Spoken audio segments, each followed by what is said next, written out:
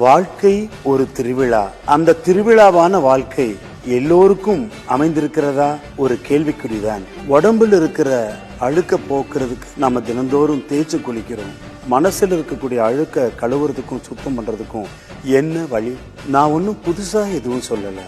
சித்தரும் புத்தரும் இயேசுவும் மகான்களும் ஞானிகளும் என்ன சொன்னாங்களோ அதைத்தான் சொல்ல வர்றேன். பிரபஞ்சம்னா என்ன? பிரபஞ்சத்துக்கும் உங்களுக்கும் உள்ள தொடர்பு என்ன?